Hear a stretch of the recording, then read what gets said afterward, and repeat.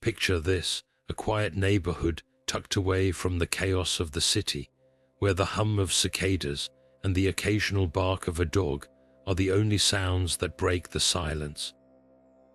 The streets are lined with cozy homes, their porches adorned with rocking chairs and flower pots. Children play in the yards, laughing as they chase each other under the warm glow of the setting sun. It's the kind of place where everyone knows everyone, and life moves at a slow, predictable pace. But all of that changed the day the ice cream cart arrived. At first, it seemed like a harmless addition to the community. The cheerful jingle of its music box drifted through the air, inviting children to gather around with their spare change. The cart itself was painted in bright, cheerful colors, with swirls of pink and blue that promised sweet treats on a hot summer day.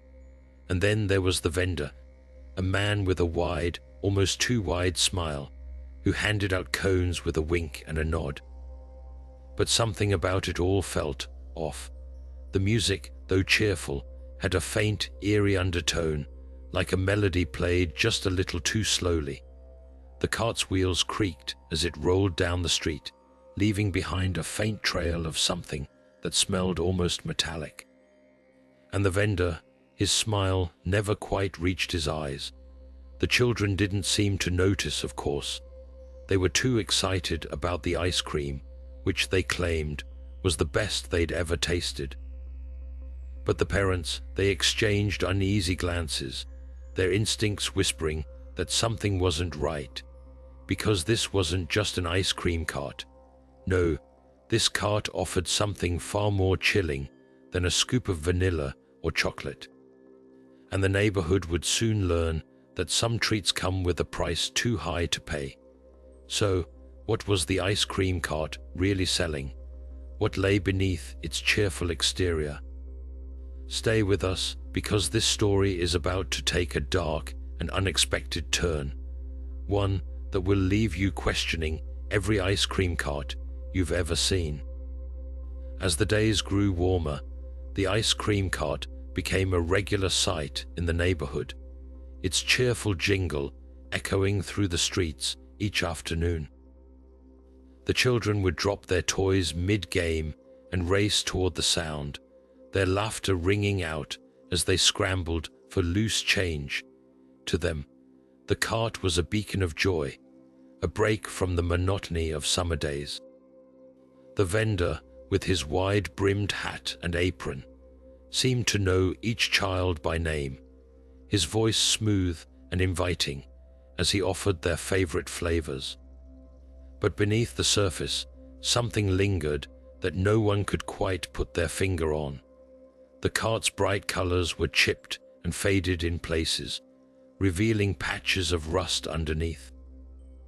The music, though cheerful, had a faint, discordant note that made the adults pause, their smiles faltering, and the wheels, they creaked with an almost mournful sound, as if the cart itself was tired of rolling through the streets. Then there was the vendor. His smile, though constant, felt painted on, like a mask he couldn't remove. His eyes, shadowed beneath the brim of his hat, darted around as if he was always watching, always waiting. He never lingered too long in one spot, moving on just as the parents began to gather, their unease growing with each passing day. Still, the children couldn't get enough. They swore the ice cream was unlike anything they'd ever tasted, its sweetness lingering on their tongues long after the cones were gone. But for the adults, that sweetness carried a strange aftertaste, one that left them wondering just what made this ice cream so irresistible. And as the cart continued its rounds, the seeds of unease took root, growing into a quiet suspicion that something wasn't right.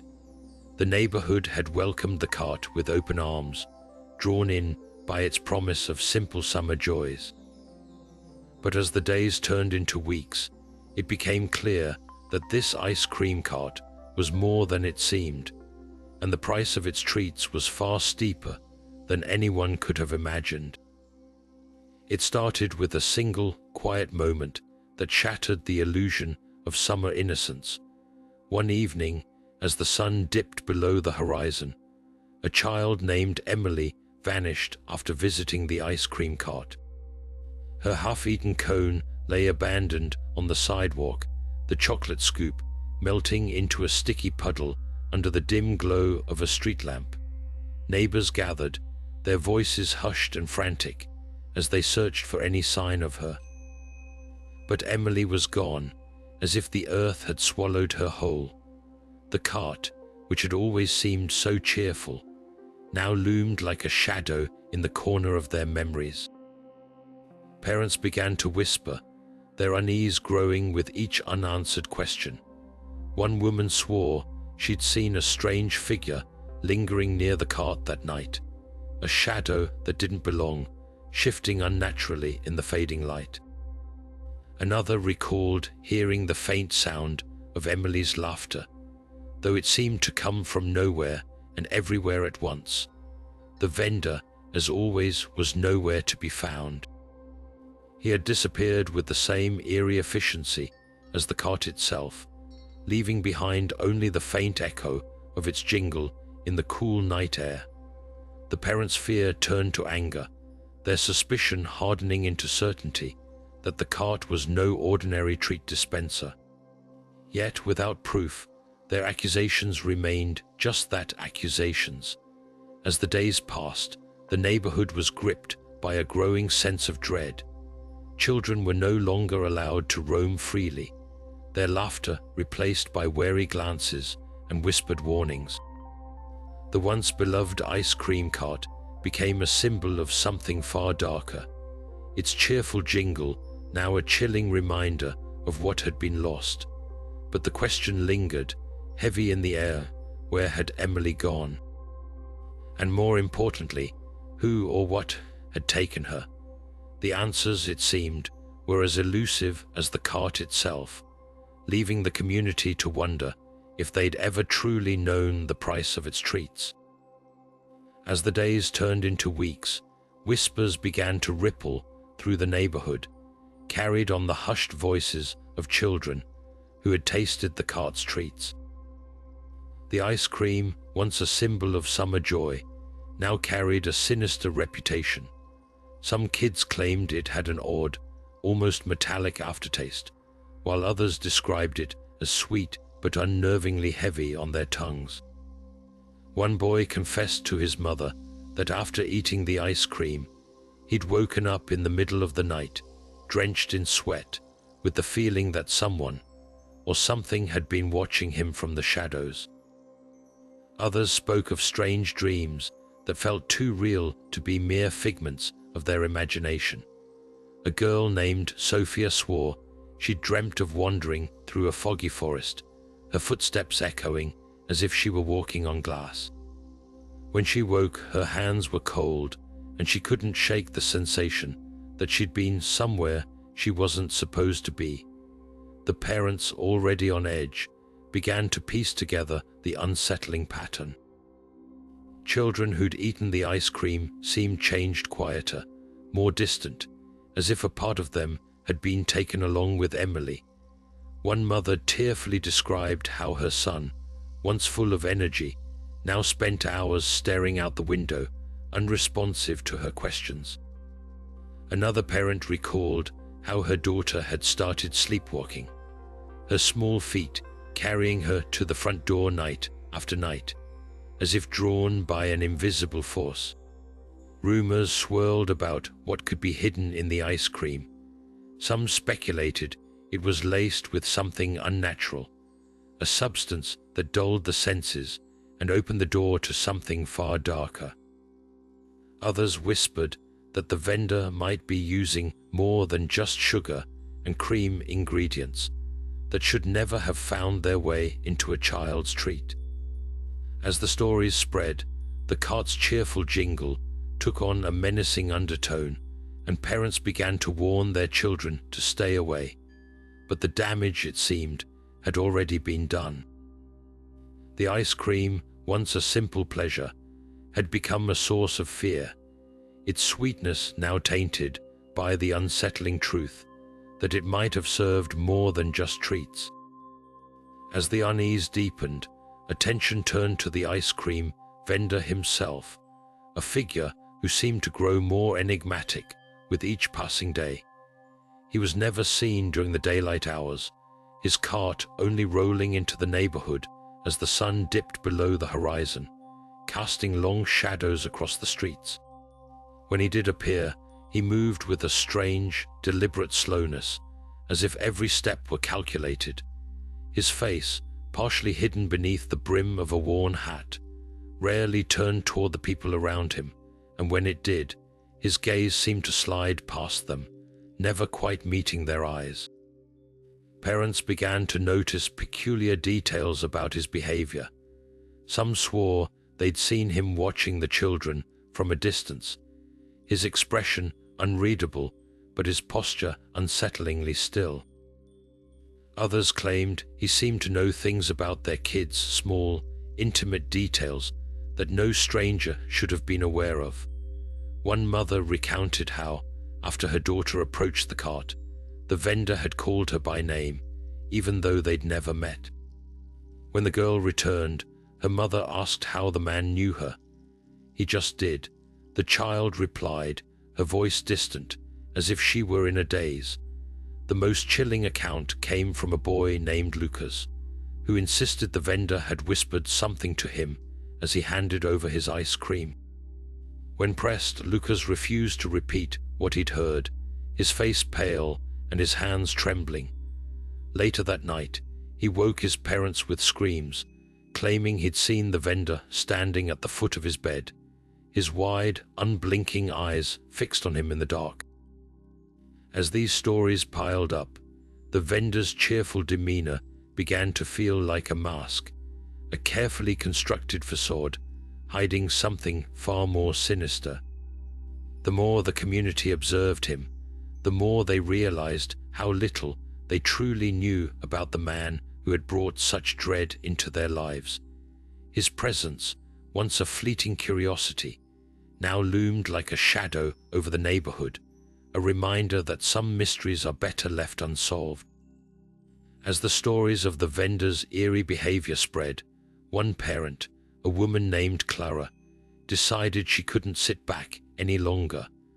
Clara had always been the kind of person who trusted her instincts, and every fiber of her being told her that something was terribly wrong. Her son, one of the children who had visited the cart, had started having nightmares, his sleep filled with unsettling images of the vendor's unblinking eyes. Determined to uncover the truth, Clara began piecing together what little information she could find. At first, her efforts felt like grasping at shadows. The vendor was elusive, always one step ahead. Clara would approach the cart, only for it to vanish into the evening mist before she could get a word in. Other parents who shared her concerns started to come forward, but their accounts were fragmented, like pieces of a puzzle that refused to fit together. One neighbor claimed to have followed the cart down a quiet street, only to find it disappeared at a dead end, leaving no trace behind. Another recounted how the vendor seemed to know when they were watching, his movements deliberate and calculated, as if he were playing a game. Clara's persistence soon drew the attention of a local detective, Officer Harris, who had been keeping an eye on the strange events. Together, they began to dig deeper, but the more they uncovered, the more questions they had. The cart didn't seem to have a history, no records of ownership or permits. It was as if it had materialized out of thin air, bringing with it an aura of dread that clung to the neighborhood like a fog. Despite their best efforts, the vendor remained just out of reach. Every time they thought they were close, the cart would disappear, leaving them with nothing but a chilling silence and the faint echo of its eerie music. Clara and Officer Harris found themselves caught in a web of uncertainty, their investigation hindered by a force they couldn't quite understand. As the days turned into weeks, Clara's resolve only grew stronger. She couldn't shake the feeling that the vendor was hiding something far darker than anyone could imagine, and she was determined to uncover the truth, no matter the cost. But with each step forward, the mystery only seemed to deepen, leaving her to wonder if some secrets were never meant to be uncovered. As Clara and Officer Harris dug deeper into the mystery, they stumbled upon something even more unsettling. Word began to spread from neighboring towns, stories of an ice cream cart that had appeared out of nowhere, always before children started vanishing. In one small community, parents spoke of a cart that played the same eerie melody, its vendor never speaking, only smiling. In another, a mother claimed the cart had been parked outside her home the night her daughter disappeared, leaving behind only a half-melted cone. But the most chilling detail was this: no one could trace the cart's origins. It didn't belong to anyone, at least not in any way that made sense. There were no records of its license, no proof of its existence before it appeared. It was as if the cart simply materialized, bringing with it a wave of fear and loss. Some claimed it had been around for decades, its rusty wheels and faded paint hinting at an age that defied logic. Others said it seemed almost alive, as if it chose where and when to appear, always one step ahead of those trying to track it down. The stories were fragmented, but one thing was clear: wherever the cart went, tragedy followed. In one town, it had been spotted near a playground, only for 3 children to go missing that same night. In another, it vanished after a concerned father tried to confront the vendor, leaving behind a chilling silence and a trail of unanswered questions. The cart seemed to have no past, no owner, no purpose, except to bring misery. As Clara listened to these accounts, a heavy sense of dread settled over her. This wasn't just a local problem. It was something far bigger, something that no one could fully understand. The cart wasn't just a vehicle for treats. It was a harbinger of something much darker. And as the pieces of its sinister history came together, Clara couldn't shake the feeling that its next stop would be the most terrifying yet. The more they learned, the more it seemed the cart was unstoppable, its presence weaving a web of fear that no one could escape. And as the days passed, Clara began to wonder if the cart was more than just a cart, if perhaps it was something far older, far more dangerous than anyone could imagine. As the investigation continued, a new layer of terror began to surface, one that made the earlier disappearances seem almost ordinary. The ice cream itself, the very thing that once brought joy to the children, was no longer what it appeared to be. Parents started to share strange accounts, stories that sent shivers down Clara's spine. They spoke of cones that seemed to move on their own, slowly sliding across tables when no one was near. Others claimed the flavors would change mid-bite, shifting from sweet vanilla to something bitter and unrecognizable, as if the ice cream had a will of its own. One mother recounted how her son had taken a single lick of his cone before dropping it in horror. He described the taste as cold and wrong, like swallowing a piece of winter that didn't belong in his mouth. Another child, barely 6 years old, swore she saw her ice cream swirl in the cup, forming shapes that looked like tiny faces staring back at her. When she screamed, her parents found the cup empty, though she insisted she hadn't taken a single bite. As these stories piled up, a chilling theory began to take shape. The ice cream wasn't just a treat, it was a trap. Some whispered it was cursed, imbued with a dark energy that fed on the innocence of the children who consumed it. Others believed it was alive in some way, a vessel for something far more sinister. Whatever the truth, it was clear that the ice cream was no longer just a sweet indulgence. It had become something dangerous, something that lured its victims with a facade of delight before ensnaring them in its grasp. Clara couldn't ignore the growing evidence. The cart, the vendor, the disappearances, it all seemed to revolve around the ice cream itself, and as she pieced together the accounts, a horrifying realization dawned on her. The cart wasn't just delivering a treat, it was delivering a curse, one that left devastation in its wake. The ice cream was the bait, and the children, those who innocently reached out for a taste, were the prey. With each passing day, the mystery deepened, dragging Clara further into a world where the lines between reality and nightmare blurred. The haunted ice cream was no longer just a theory, it was a terrifying truth. And as Clara stared at the cart's faded paint and rusted wheels, she couldn't help but wonder, what kind of darkness could turn something so simple, so sweet, into a weapon of evil? As the tension reached its peak, Clara found herself standing face to face with the vendor under the dim glow of a flickering street lamp. The cart loomed behind him, its once cheerful colors now faded and ominous. The air felt heavy, as though the night itself held its breath.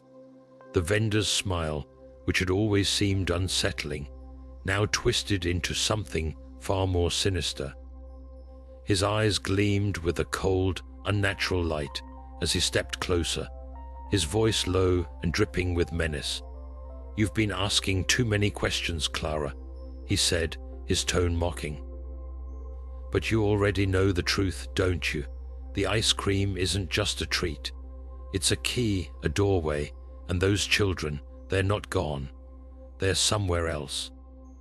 Clara's heart pounded as she backed away, her mind racing to process his words. "What do you mean, somewhere else?" she demanded, her voice trembling. The vendor chuckled, a sound that sent shivers down her spine. "This cart has been to many towns, Clara, and in each one, it's fed on the same thing: innocence. The ice cream takes what it needs, and it leaves nothing behind. Those children, they're fuel now, trapped in a world they can't escape." Her stomach churned as the horror of his words sank in. "You're a monster," she whispered, her voice barely audible. "Monster," he sneered, his expression darkening. "No, Clara, I'm just a servant. This cart, this curse, it's older than you can imagine. And it's hungry, always hungry."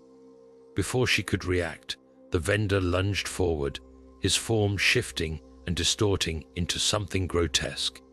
His skin cracked like ice, revealing a hollow void beneath, and his eyes burned with an unnatural fire. Clara stumbled back, her instincts screaming at her to run, but she was rooted to the spot. The cart's music began to play, a haunting melody that seemed to echo from another world. The vendor's voice echoed in her ears, cold and final. "You wanted answers, Clara. Now you have them. But remember, once you've seen the truth, there's no going back." In that moment, Clara realized the full cost of the ice cream cart's treats. It wasn't just a curse, it was a predator, one that had been feeding on the innocent for far too long. And as the vendor's laughter faded into the night, she knew her fight was far from over. As Clara stood frozen in the eerie silence, the air around her seemed to crackle with an unnatural energy. The vendor's grotesque form began to dissolve, his laughter fading into the night as his body twisted into wisps of shadow. The cart, once a looming presence, shuddered violently, its wheels creaking as if resisting some unseen force. Then, in a blink, it was gone. One moment it was there, a relic of darkness, and the next, it had vanished into thin air, leaving behind only a faint, acrid smell and a chilling void where it had stood. The street lamp above Clara flickered back to life, casting an uneven glow on the empty space. She looked around, her breath shallow, her mind struggling to process what she had just witnessed. The night felt heavier now, as if the disappearance of the cart had left a scar on the world itself. She called out for help, but her voice was swallowed by the stillness of the night. By morning, the neighborhood was in an uproar. The missing children were still gone, and no trace of the ice cream cart could be found. Clara's attempts to explain what she had seen were met with disbelief and fear. Parents clung to their children, their faces etched with grief and terror. The once bustling streets now felt hollow, haunted by the absence of those who had vanished. Days turned into weeks, and still, there was no sign of the cart or the children. The community held vigils, searched tirelessly, and whispered prayers, but hope dwindled with each passing day. Then, on a quiet evening, as the sun dipped below the horizon, faint strains of music drifted through the air. It was the same haunting melody that had played from the ice cream cart, distant and ghostly. Some claimed it was their imagination, but Clara knew better. The cart was gone, but its presence lingered, a reminder of the darkness it had left behind. The townspeople never spoke of the ice cream cart again, but the legend of its curse lived on. Parents warned their children to stay away from any carts that seemed too cheerful, too inviting.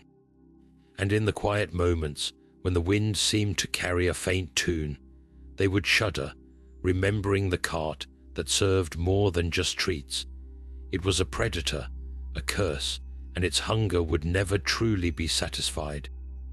As time passed, the tale of the ice cream cart wove itself into the fabric of the town's history.